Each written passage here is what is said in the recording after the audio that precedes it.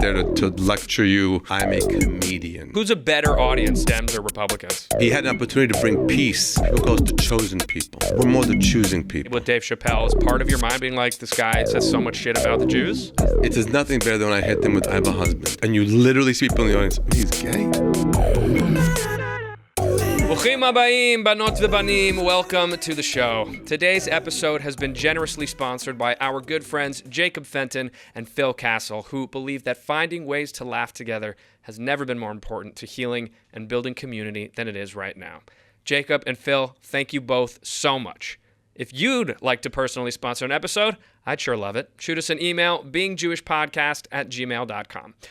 All right, speaking of laughs, my guest today is your typical modern Orthodox Jew. He lives in New York, raps Teffilin, studied cantorial music at Yeshiva University, and speaks constantly about the Meschia. He's also proudly gay, married to a Catholic, and a hugely successful stand-up comedian. You know, typical Orthodox guy. Born in Tel Aviv and raised on Long Island, like Elphaba, he is a child of both worlds, fusing his rich, unapologetic Jewish identity into a singular voice that unites audiences in sold-out houses all over the country. He's one of the Hollywood Reporter's top 10 New York comedians, but to his ima, he'll always be number one. Please welcome the hilarious Modi Rosenfeld. Oh, what a nice introduction. Thank you. My pleasure. Sometimes they come out like a hesped, like a eulogy comes out, but this was a very nice one. I do my best. You did. All right, so I want to ask you some burning questions that I've had that are like sort of the top of my list for you, which is, about being a Jewish comic today. Would you say that you're a comedian who's Jewish, or are you a Jewish comedian? I'm a Jewish comedian. Okay. Very easy question. I am a Jewish comedian. There are comedians who happen to be Jewish. Right. David Tell, one of my favorite comedians. Yeah. He's a comedian who happens to be Jewish. Right. Jeff Ross is a comedian who's Jewish. Jerry Seinfeld's a comedian that is Jewish, but he's not a Jewish comedian. Right. Is there a cap on the sort of audience that you feel that you have the potential to reach as a Jewish comedian? And do you even think about that? That's like asking Chris Rock if he has a cap, because he's a black comedian. Right? He can go and be a comedian anywhere he is, and they know he's a black comedian. When they watch my set and they watch my show, they know we just saw a Jewish guy from New York doing comedy. So it's our audience has become very, very diverse. Goyim, gays, and theys have been showing up to the show. Yeah, they've been coming in. Every show I ask, who here is not Jewish? And it just gets louder and louder and louder. Interfaith couples have found a space where they can, oh wow, we can laugh together here. Even though I'm a Jewish comedian, I am. It's for everybody. That's amazing. Yeah, it really is. What a great way to humanize Jewish experience for people who don't get to touch it in their daily lives. 100%. It opens a portal to people to see a Jewish life through comedy and pride. Because anything we see with Jewish now is all there. They hate us, they anti-Semite us, they hate Israel, they da-da-da. I mean, Epstein all over the place. But all of a sudden, hey, let's go and laugh. Wow, they also laugh. They also laugh. I was especially curious because like a lot of your jokes are so like inside baseball for Jews.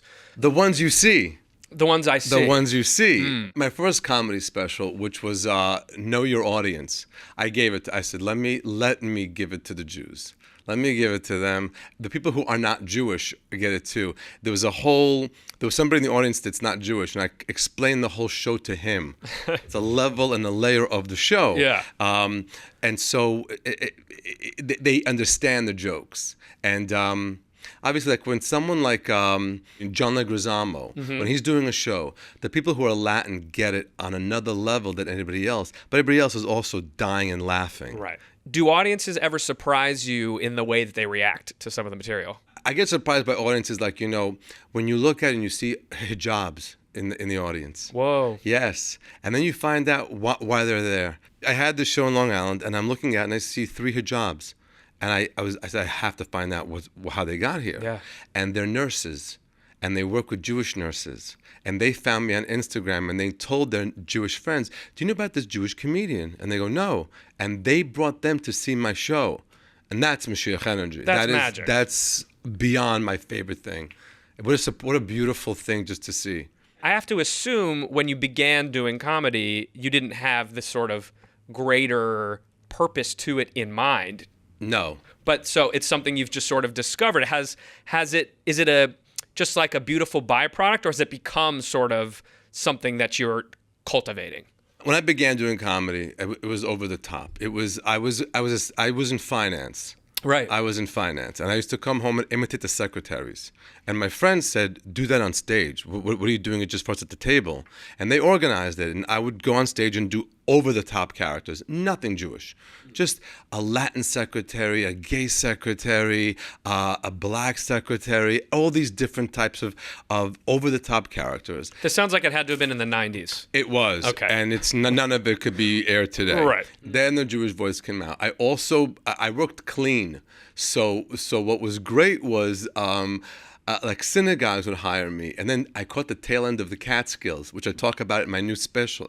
To work in the Catskills, like the tail end of it, the last few years, where there were like 4 or 5 hotels left, and the Jewish Voice came out. Because I'm a Jew. Everything about me is Jewish. I love going to synagogue. I put on tefillin. And once you develop your voice and you can get what's real in your life out, that came out. And I began to become more of a Jewish comedian. That's awesome. And getting to perform on the Borscht Belt, it's like, you know. Yeah. You right now are sitting with the last of the Catskill comedians. It's amazing. I'm the last of them. They're all dead. There are comics around that have performed in the Catskill. Of course. But I worked there on such a consistency. I bought my first apartment from the money I made in the Catskill Mountains. Wow. Yeah. Wow. Do you have a different approach when you're performing at, say, a synagogue versus a comedy club? Know your audience across the board. No, last night, the age was a little older. Mm-hmm. You know the jokes they want. They're not looking for your brilliance take on. They're looking for a joke. Yeah. They're looking for, 90-year-old man marries a 60-year-old woman on the wedding night. She says, Irving, come upstairs and make love to me. Irving says, I can't do both. And they explode. And they know that I know that that's what they want. Right. And they're not looking for my big take on politics, which I don't really have. Is that something you're sort of sussing out on the fly as you're performing, or like you show up and this is the set, these are the jokes? No. There's no, this is the set, this is the joke. No. You walk in, there's a set. You have your artillery, right? You have the U.S. Army has their artillery. Mm-hmm. What do we need for this battle, right? Yep. And then you hit them with it, and then you feel it. And sometimes you need to change on the spot. You know how crazy it is to go do a show with a mechitza? No. Yeah. That's insane. I guess what, in like an Orthodox synagogue? In New York, they have these companies that are run by Hasidic people, and they have the events for their audiences, and you get this in mechitza. So the women are on one side, the men are on the other. You go on, the guy says to you in Yiddish right before you go on, "Kick nicht rein Augen von der Weibe Shishil." Don't look in the eyes of the women. So like, even though you're in the middle, work towards the men. Yeah, but they're amazing, and they love, and they know, they follow me, and they know it, and then then you do Radio City Music Hall. Right. That also, everything's out there. Do you ever face, anti-Jew sentiment in your audiences, like people who are there to see someone else on the bill, and they're like, I didn't know I was gonna be seeing this Jew comedy? Great question. So I've been on the road so much, but this past month I've had 2 weeks that were free, and I was in New York City, and I put in spots at the Comedy Cellar. It's home. Sure. It's my second home, the Comedy Cellar. And you're going up there, and there's 5 comedians, black, lesbian, gay, Latino, Asian, and you're a part of the show. And they don't know who you are sometimes. Mm-hmm. Sometimes you get, Modi's here, and you don't go Jewish. You go to whatever there's with them, and even though sometimes it is Jewishy, but you have to give what that show needs. You're a part of a bigger show, So I don't surprise someone with Jewish stuff. So you have a whole other sort of bag of tricks that's not even Jewish related. Yeah. So where do you go with that stuff? The husband material, the New York material, current stuff. The best thing with the Comedy Cellar is when things happen fast, you can go up, tape it, and it goes on. Right. Like, what did we put on? Oh, when President Trump pulled out the guy from Venezuela, that had a shelf life of a week. Right. If I did a joke about that now, no one cares anymore. Right. So you go to the Comedy Cellar, tape it. They have amazing cameras. You get the clip at home, you chop it up, put the video, the social media team puts up the thing, and you're up. There's good days and bad travel days. Recently, I saw a really bad travel day. Maduro. Yeah, that was a bad travel day. What about with other comics? Have you ever gotten any anti-Jew anything? No. Great. No. So glad to hear that. I'm a Jewish comedian, but I'm a comedian. I'm a comedian. My what I do is comedy. I'm not looking for what's called clafter. You know What is clafter? No. Clafter is when you do your joke and hoping to ending on something like pro-Israel, and that's why Israel has the right to exist. And everybody's like, that's clafter. Right. I'm not looking for that.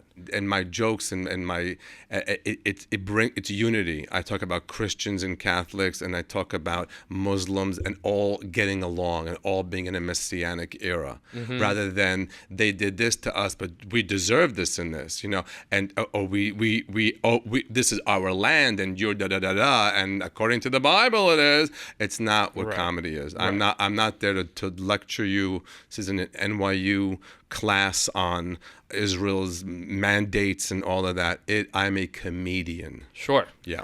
I mean, I was curious just because from certain circles on the left, of which a lot of entertainers are, it wouldn't matter even with the content of your material. There's some people who just think, there's people who think the bagel shop are baby killers because they sell bagels. Yeah. I'm doing comedy 31 years. So when I sit at a table with Dave Chappelle, and I sit at a table, we're not doing that. Right. That's not happening. Do you have when you're sitting at a table with Dave Chappelle, is part of your mind being like, this guy says so much shit about the Jews? His body of work is brilliant, and I wouldn't have ended the last special the way he had an opportunity to bring peace. And he did the opposite way, he bring riff, and so, but it's not something I'm going to be talking to him about, and it's wow, it's just good to see you. All right, so I was watching some of your material, prepping for the interview, and I watched you roast Ben Shapiro at a Commentary magazine event. He was a virgin till he was married. Shocking.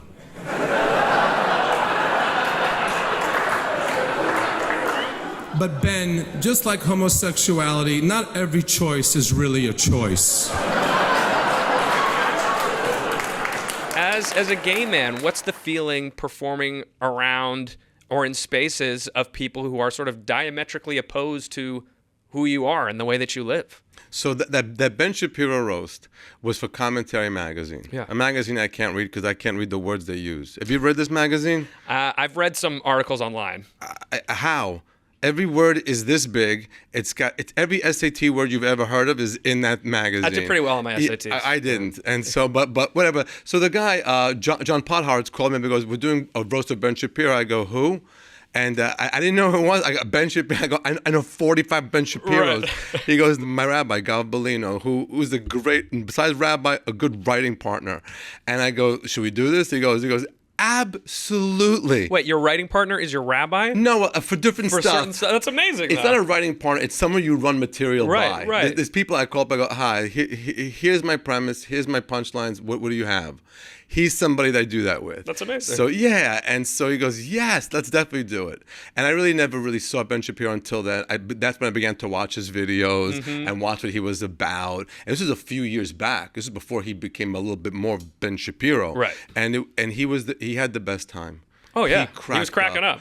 And people then like, oh my God, he bigoted. How can you? And how can you do that? He's pro-Israel. And I'm like, you gotta be kidding me. Oh, yeah. He had the best time of his life. He laughed nonstop, and it was just great. To rephrase my question, then maybe like, does it? It sounds like, from the Chappelle conversation we just had, that like you're able to sort of put these things away in the name of doing your thing. With Commentary, which is like a right-leaning place, yeah, a lot of those people are, openly think like being gay is a choice, or are against it, or against those rights or whatever. And I'm just curious if that's, something that you're thinking about before you're performing. I should be up there making jokes. So now they see, oh, this is a gay guy. It is nothing better than when I hit them with, I have a husband. And you literally see people in the audience, oh, he's gay? And then I address the fact that I don't have a gay vibe. And then I bring it all to the fact that my husband's a millennial.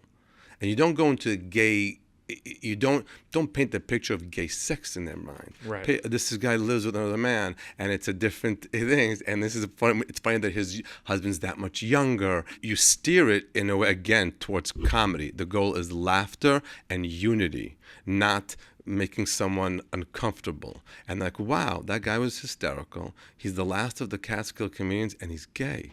I think that's awesome. I think that's great. Who's a better audience? Like, who laughs better and gives you a better vibe, Dems or Republicans? I don't know. Both. Yeah? Both. I performed at the Republican Jewish Coalition, and the reason I did that is because the Democrats didn't call. Yeah. Yeah, they said, here, we have 1,000 people that's going to be in Nevada. You want to do... I go, yes, and I followed Donald Trump. Whoa. I followed Donald Trump. I mean, that's a big They were all spot. there. Everybody was there. They were all there. How was the room? How'd you do? They were on fire, and I did gay material. And it was funny because Mike Johnson had just been appointed Speaker of the House, and he was there. He showed up. Wow. And I said, as I was doing the guy goes, it's okay, Mike Johnson's not here, and you know, and again, and big fans from that event. That's awesome. Yeah. What a great approach. All right, so if we could, I want to get into a little bit of the gay side of your story. Okay. How old were you when you realized that you were gay, and what was the feeling growing up in an Orthodox community and coming to that realization? I wasn't in an Orthodox community. We were in Long Island. It was Jewish. My parents were Israeli. I was born in Israel. My parents were born in Israel. We came to America, and Hebrews in the house. All their friends were Israel. It was more Israeli traditional than Orthodox. Okay. But gay wasn't cute back then.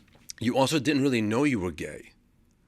Do you understand? So you're talking about, I'm 55. Okay. So looking great. Thank you. I'm 55, and then so when I was, let's say, when I was 20, it was 1990. Okay. When I was 15, it was 85, right?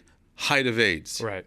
Right. So you knew you like men, but you don't think you're gay, because gay wasn't as it is today. Today, your congressman's gay, senators are gay, the doctors are gay. This is everybody around you. It's normalized. Right. It's normalized. It's like, this is okay. This is, people are gay, and that's it. Back then, it wasn't. Back then, it was just AIDS. I said, okay, I like men, but I'm not gay. Right. Because gay men are the feminine thing you see, and so you didn't realize that until later on. You realize, oh, okay, I'm gay. How old were you when you realized you like men, and then how old were you when like, I'm a gay guy? Well, you realize men right away. It's always childhood. And yeah. And then you have in college, like, oh, okay, yeah. But I also liked women, so it was confusing. It was very, very confusing. Yeah. How did your community and your family take that, and was that difficult to express? I mean, they had other plans. They weren't looking for this, but it happened slowly, and I really wasn't dating anybody till very late in life. I found my husband when I was 45. Right. And so I'd never really been in a relationship until then. So it was just too busy being a comedian. Sure. Right. Then I became a partner, and then I became a husband. So it wasn't that much of a deal. It wasn't that big of a deal. Oh, that's good. But listen, we get DMs and emails from people who are going through hell. Yeah. Through hell. From Orthodox homes, and they say it's just so great that my parents know that you're gay, and they it's like the guy that they love watching every night on their phone, the guy who they watch putting on tefillin and synagogue and all of this stuff. I know you've been involved with an organization called Eshel. Is that Eshel, right? yes. Yeah. Can you tell us about that a little bit? It's an organization in New York that it's people who are Orthodox Jews who are also gay, and they have a lifestyle, and they're partnered, and they want to go to an Orthodox synagogue, and they want an Orthodox service, and they keep kosher, and they learn Torah, and they just happen to be with a same-sex partner, or whatever their journey is, and and they're completely comfortable and free. We did an event for them where it was me, my husband, and my rabbi were on a panel, and they were asking questions, and we spoke about it, and it was wonderful. Are you seeing that sort of ripple through the Orthodox community more widely, or does it still feel like it's just this pocket? There is definitely a movement in, I believe, and I feel it and I see it in the Orthodox community for accepting gay people. So, you have a gay son, a gay daughter, and do you want to cut off ties with them? No. You would think you want not. them to be a part of your life. You want them, you want them to keep being Jewish, Of course, but I know that traditionally there are many people who have. Yeah, but I think it's really progressing forward. That's fantastic. Yeah. What other ways have you witnessed the Orthodox world sort of changing in real time as we move further and further into the 21st century? It's not all or none. You can, I say we're the people call us the chosen people. Right. But we're more the choosing people. Right? I like that, yeah. Yeah, I cover my hair. I don't cover my hair. In the morning, I do negelovasa. I don't do negelovasa. You do, but do whatever you can do to connect to God. And of course, what's God? God is one, right? Shema Adonai, Shema Yisrael Adonai Eloheinu Adonai Echad. Hear, O Israel, the Lord our God, the Lord is one. So it's literally defining what God is. It's one. It's oneness. So however you can connect to that one, if it is eating kosher, if it is keeping Shabbos, if it is giving tzedakah, whatever you can do to connect to one, to God, do it. So that's it. But you don't have to do all of it. Where do you think the Orthodox world could use a little more change, a little kick in the behind and keep it moving? Acceptance. Yeah, Acceptance. And identifying what's not real. Crazy rabbis that are online screaming and creating rifts rather than bringing people together. That's where there's improvement. What does your daily Jewish practice look like right now? My daily Jewish practice? Yeah. I wake up in the morning. I have a cup of water with lemon, and then my coffee, and I say the blessing, and then do the negelovasa. What is that? I don't know what word that you're saying. You know what negelovasa is? No. When you wash your hands 3 times, like before you do hamotzi.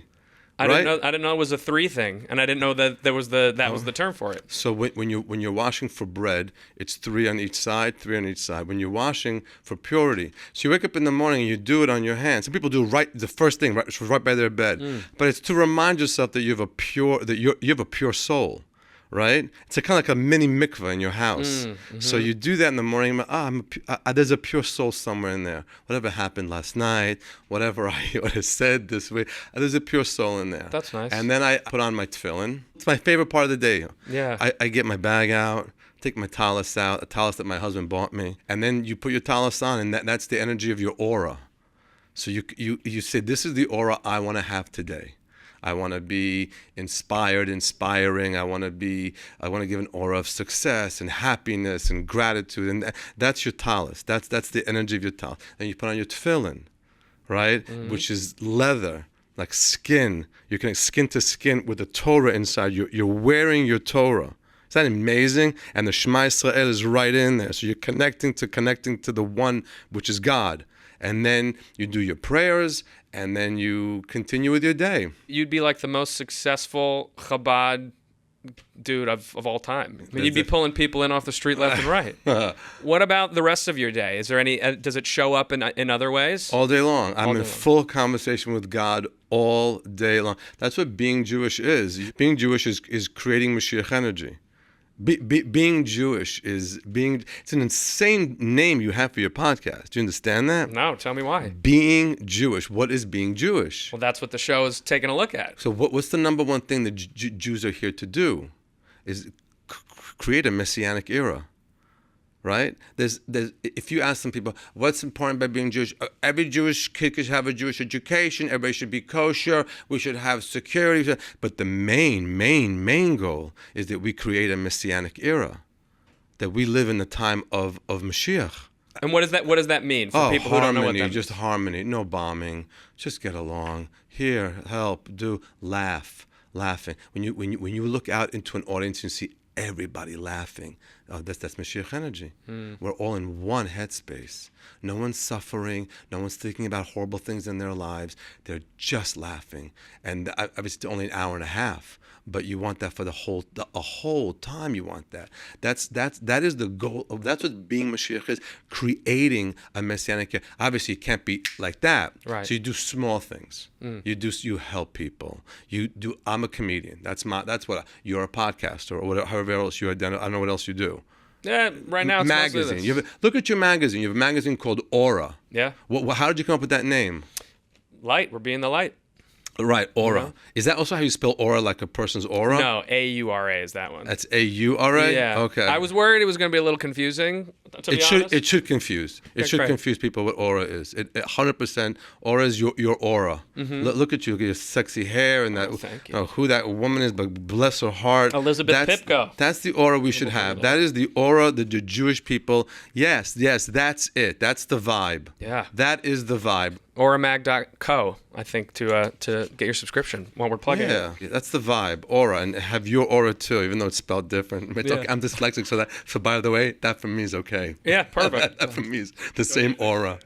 Yeah. How do we harness what you're creating in that room for 90 minutes, that Mashiach energy, and have it sustain beyond, those 90 minutes? Like when people are in that room, they feel the unity, they feel the humanity, and then it's like the lights come up and we forget and we like flip back into, our regular mode. So I always say, be the friend that brings the friends to the comedy show. Right.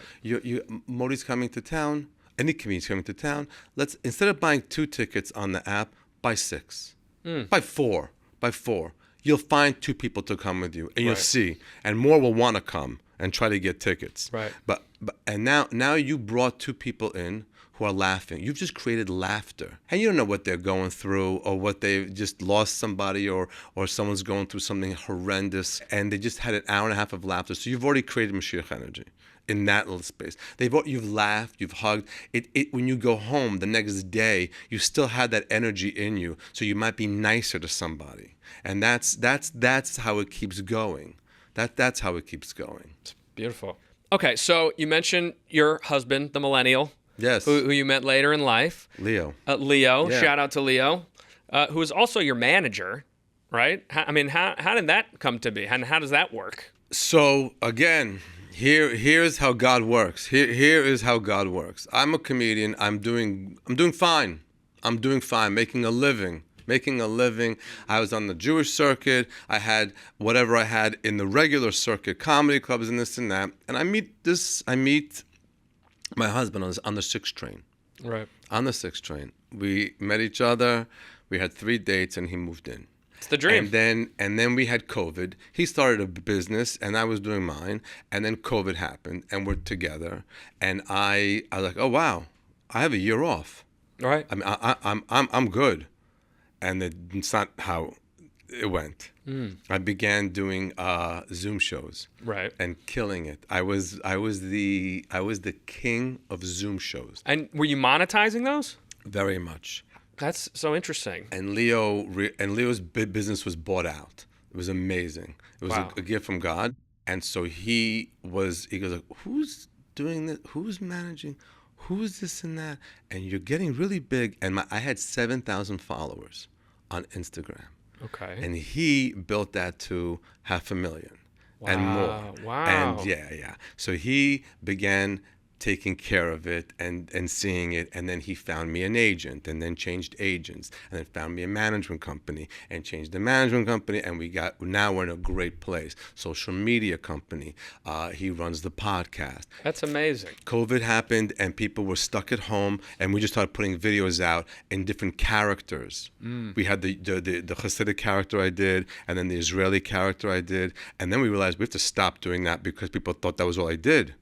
And so we also, through COVID and through the Zoom shows, we began to build a market in England and in Australia because people needed to do events. Sure. So, and we figured out how to do Zoom shows in a very special way. Yeah. That's awesome. Yeah. And he's not Jewish. Right. And he does more for the Jewish people than most Jews. He's raised more money for Israel, for kids in crisis and all of that. He has done all of that. He came from a traumatic Catholic background. Okay. And and in my new special, I talk about all of this stuff, and it's really great. Let's get into a little bit more of that. Was that an issue for you or anyone around you that your husband's not Jewish? No, it really wasn't. He's very smart. So when we realized we are getting big, our main bread and butter at that time was Orthodox Jews, we have to get ahead of the narrative. Okay. He found this wonderful woman who was a fan of mine at Variety magazine. And we did an article with her about me being gay. And so he was on top of that. And then we did an article with the Jewish press with my angle on it. So we were ahead of, like, before. Did you know that the Modi is a gay, some horrible article on some horrible right-wing Meschia Orthodox situation. Yeah. But till today, I get calls from very, very religious organizations, and sometimes they usually can't afford me now, but they still looking to do shows, and Amazing. Orthodox synagogues, Chabads, and amazing organizations that are still, and they know I'm going to deliver a show, that's appropriate for their audience. How much is Leo able to share, the Jewish parts of your life? He sees my spiritual connection to it. He loves it. He doesn't share exactly the same thing, but he knows that I have a connection, there's he sees it. He sees it, and he understands it, I've taken him to see graves of some of the biggest rabbis, and he sees there's a connection there. He doesn't exactly know where he falls in, but he knows just let's keep making people happy and let's be profitable at it, and and he's, what's the next thing? There's a book, there's a documentary, there's another special, and he keeps it moving forward. Has there ever been like a conversion conversation? Yes, and it's no. From him or from you? From both. He has no connection to it. He loves it. He loves being around Jews. He loves me, but it's not burning inside him. Mm-hmm. It's not like, you see it when someone's a real convert. You see there's a burning inside them. They're looking and they're learning, and wow, and how is this and how is that, and he doesn't have that in him. He sees these are the Jewish people, and I'm helping him here, and this is what. But there's no. It's not even an issue. Do people around you try to make it an issue? Nah. No, they really don't. They ask, like, you ever thought of converting? Goes, yeah, and we said no. It was never like it wasn't it wasn't a conversion is a serious thing. My wife converted. Yeah. Yeah. It's like, did you see her soul change? Not in the moment, not in those first moments. I've seen it change now. She's like, the mayor of our kids' Jewish day school. And right. runs the joint. 100%. But it took a minute. Yeah, no, it doesn't happen when they come out of the mikvah. Right. If someone who has a real conversion, you see the soul changing. You see it. I've seen it. Yeah. I've seen it. Yeah. Yeah, it's amazing. I have friends that married women who weren't Jewish, and they became more religious, and they keep a kosher house. Right, they ask him, could you do a little more with Shabbat, try to connect with Shabbat more. It's a thing. Yeah. Okay, so now I want to get a little bit into your upbringing, your childhood. We talked about it a little bit, but you grew up in Israel. Do you remember anything of your childhood in Israel? Yeah. It's a big culture change. In the house, we were Israel. Right. The house the parents are speaking in Hebrew. All the parents' friends were Israeli. Yeah. And their kids were also Israeli-ish. Mm-hmm. And so it was all Hebrew. And then you got out of the school, and you got out of the house, and you were in America. Right. Yeah, but Jewish. Right. So you weren't that far out, but it was a different cultural thing. But I think it was much smoother than people would think it was. It's just funny hearing like your answers to so many of these questions. Like you walk around with such ease, and then you're like, well, yeah, it was kind of easy. So I mean, you've had like a beautiful path to leading you where you are. It's nice to hear that, like, so much of your confidence and your authenticity was not necessarily hard earned. It's you got to just live in it. I joke around that I didn't have such a bad childhood. Maybe if I would have had a worse childhood, it'd be funnier. Or and these comics were abused and depression and alcohol, and we didn't have any of that. Right. We didn't have any of that. I used to feel that way like when I would read about John Lennon. I'd be like, I can't write songs like this guy's like his mom died and he did this and that. And, yeah. You've said that an Israeli mindset is part of your DNA. I read you said that once. Yeah. How does the Israeliness of you shape your humor? My parents are Israeli. My father's super Israeli, with no editing skills. You just say whatever you. Yeah, it's like that. I don't want to say macho, but it's like, you know, when you're in Israel, you see all the Americans when they go to Israel, they want to become Israeli. They want to try to speak like Israel, like speak Hebrew like Israelis, and they see that that was like, you know, and you exude that on stage, and it comes out. But that's what that is. Yeah, I feel like Israelis, they like go first and then apologize, and Americans like ask permission and then go. 100%. Do you feel like you're an Israeli living in America or an American with Israeli heritage? It depends. When I'm with my friends, I'm Israeli. When I'm with Israelis, I'm American. You know, when I do shows in Israel, it's my favorite. It's unbelievable. Yeah, tell me about that. Because I'm Israeli. The audience is half Israeli and half expats.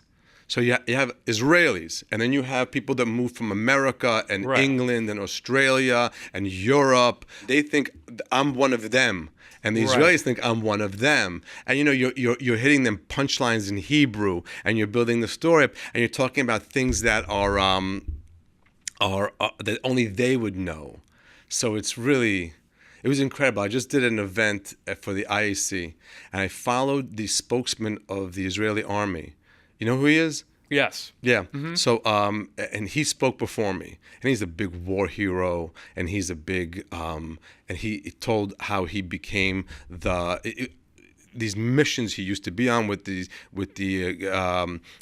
unit he was in, and then he became the spokesperson, and then I followed, and I told him I was also in a very elite unit, and I was in this, it was called Chetz V'Keshet, which is this like Israeli camp program that they had in Israel for Israeli kids that lived in America. And it was just funny, like, but who else in the world is ever going to get that job? Right, except for these Israeli Americans in that the room. exact room.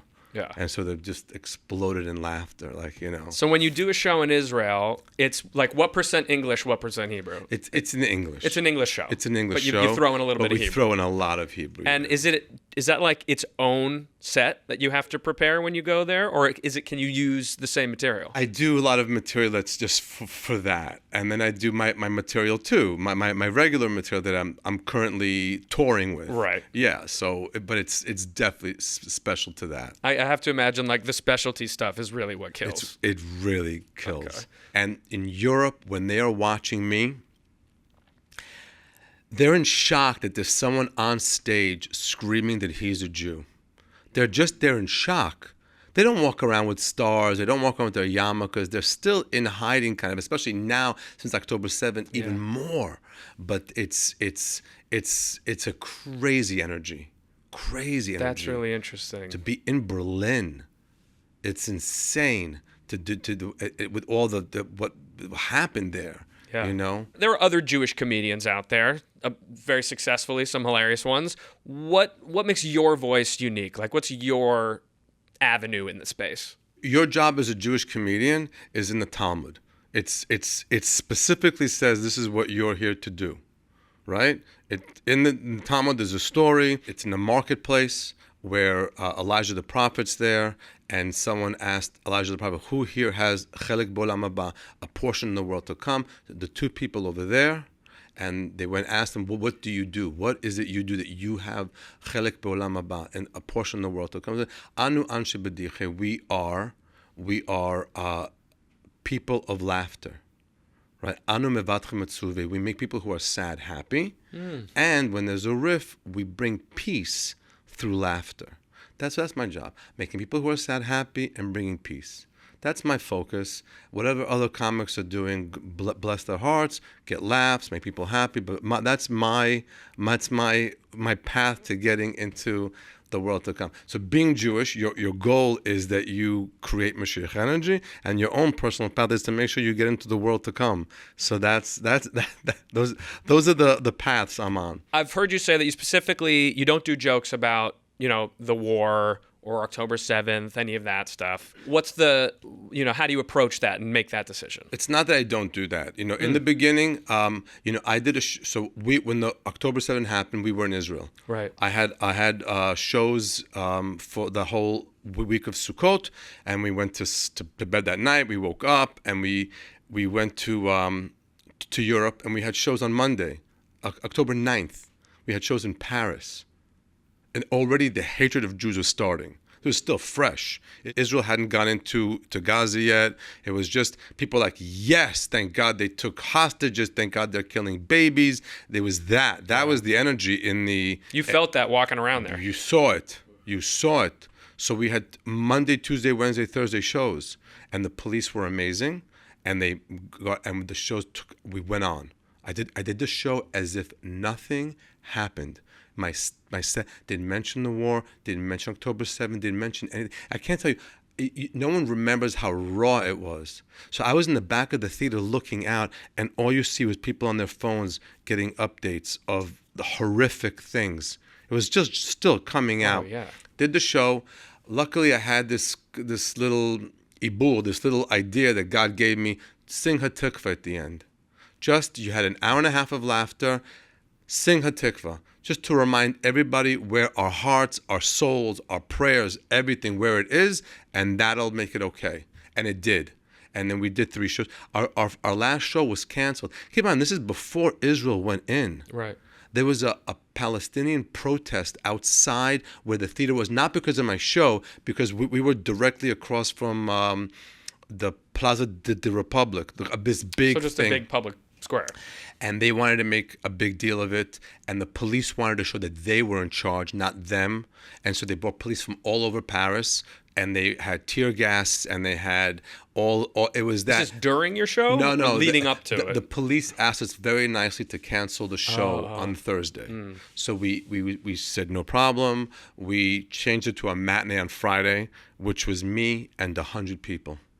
Because it was a Friday matinee, and it wasn't. That was it. So then I didn't do material. Then slowly I began to incorporate it, and I talked about the missions, women going to Israel. Mm-hmm. When you're doing comedy and addressing things that are horrific, you address them in special ways. Right. So whenever I talk about the Holocaust, I never say Holocaust. I never say Auschwitz. I never say Bergen-Belsen. World War II, and they know what you're talking about. Right. They're in your headspace. They don't need to get those triggering words out. So, am I going to talk about hostages no? But women are going to Israel on missions. That's where the laugh is. Right. That's where the laugh is. Smart. Folks, if you just heard that sound, that means Modi and I just did our 5 deep questions, which, of course, you can only catch if you're a member of our subscriber community, the Kehillah. You can sign up at beingjewishpodcast.com/community for exclusive content like our weekly 5 deep questions, other bonus content, office hours with me once a month, and all kinds of other goodies. All right, couple more questions as we get towards the end here. Go for it. So as we are filming this, you're about to begin your new national tour, like next week, called Pause for Laughter. What's that title about? It's not new. The tour has been going on for so this about... is the next continuation. The next leg. The next leg is it. Yeah. Okay, so why Pause for Laughter? You have to pause for laughter when you're scrolling and you're seeing all this horrific stuff. Pause. Have a laugh.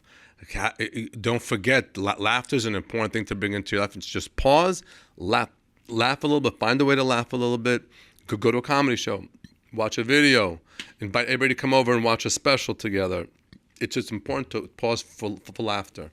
It's funny. I read it from the other way as someone who's like a writer and an actor, like pause for the laughs, like before you move on to the next thing. It came that way. It came that way. So I had a bit in my last special where I talk about the honorees, and like when the honoree reads her speech and like she thinks she's going to get a big laugh, she writes in there, pause for the laughter. Yeah.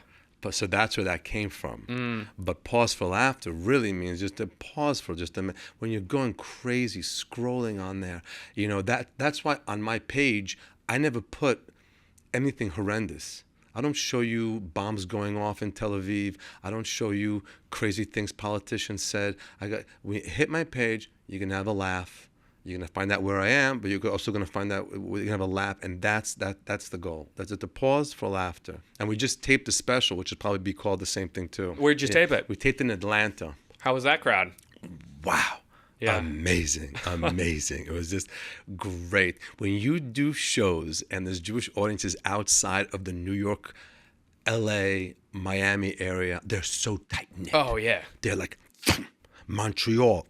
Montreal, there's no Orthodox and conservative and this. We're just the Jewish community. That's what it is. And then the allies and the people that come with them, and it just keeps growing and growing until there's a Jewish community, come see him. It's just great. Yeah. That's awesome. But Atlanta was amazing. What was the venue? Center stage, beautiful stage, and we had top of the line people taping the special, and it's being edited now, and it'll land someplace great, and we're looking for it. Will you try to sell it to like a streamer or something? That's my management department. Okay. That's what not we my hope. job. It's not my job. Well, we're putting it out there. Yeah. We'll manifest it. And by the time this episode airs, you'll have already performed in San Francisco and Aspen. How did those shows go? Those shows were amazing. That's what I heard. I heard they were great. San Francisco is amazing. There's a beautiful venue we found, Plaza Arts. That place is awesome. Have you been there? No, but I've been in San Francisco to know it. I've never seen a show there, but I know San Francisco is the theater. next level. It's a huge hub of Jewish life and comedy, and we keep going back there for private events. These were 2 shows we did in a theater. We sold out the first one, but there was no date available, so we said we'll come back again when we have something else in LA, and then we're going to Brea, California. I don't even know where that is. Yeah, it's in California, Brea. I mean, I know what it's called. I say Boreya. It's where God was created. Whoa, okay, that's new. So Brea, California, and then we have Detroit, and we have Missouri, and we have all over America. Have you played Missouri before? Nope. Wow. Nope. I'll be interested to hear how that crowd is. That's awesome. Yeah. You are closing the leg basically with these Radio City shows. Yes. You've played Radio City before? Never. No, never. This is the first time. First time. How psyched are you for that? Have you been in there? Yes, I have. I saw Ringo Starr at Radio City.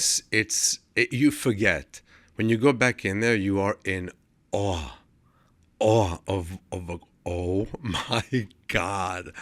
We walked in to do promo pictures, and we were like, oh my God. I mean, 6,000 seats is a lot of seats. It's a lot of seats. That's a big space. Yeah. And how many of those 6,000 are going to be your friends and family coming to see you at Radio City? Fans are just people who haven't become friends yet. I haven't met them, but it's all people that, and I really feel like it's not my show. It's their show too. Like here we are as a Jewish community. We're not doing shows in synagogue. We're not in this little comedy club. We're not in the Catskills. We're here. We made it. We are the Jewish community and our allies in Radio City Music Hall. That's real. It's real. It's real. Is there another venue that you're like dying to play at? Madison Square Garden. And then a couple more than 6,000. It's a couple more, but it's not that much more. But it's the 2 6,000s is 12, and right. You add another few, and it's Madison Square Garden. Yeah, I never imagined Radio City Music Hall. It just happened, and it didn't just happen. You sometimes you don't want to limit what you can think, right? Because it could just be bigger and bigger and bigger. I'm excited to see what the future's holding. What's next for your comedy, for Jewish comedy? Like, how does it evolve? Like, what's exciting to you about where it can go? Jewish comedy is for everybody. When it's done right and it's done openly, everybody should be able to be like, okay, he's a Jew, and it's fun, and it's not Zionism, and it's not anti-Semitism. It's just funny. It's just fun, and that's all. That they want to laugh. We want to laugh. Everybody wants to laugh. That's it. That's what we want. Yeah. So speaking of laughs, we are gonna finish up the episode with a little game that I've devised just for you, Modi. Okay. This game's called There's a Yiddish for That. I am going to give you a phrase, an action, a person, something, and you give me what the Yiddish is for that action or phrase or person. Oh, I'm excited. It can be real Yiddish or it can be fake Yiddish. I won't know the difference. Okay, go ahead. Okay. Okay, there's a Yiddish for that. Okay. Tying your shoes. Tying your shoes. If you're out of shape, it's a krecht. Dipping apples in honey. Geschmack. Delicious. Delicious. It's Geschmack. It's a Geschmack. It's Süßkeit. I need more than just one. I can't just have one Yiddishism. It's a Süßkeit. It's a sweetness for a Süß year, for a sweet year. Making a pass at someone in the Equinox steam room. Chutzpah. That's a chutzpah. No doubt. It's chutzpah it's also chutzpah for someone to not look at you. When you sneeze so hard, a little pee comes out.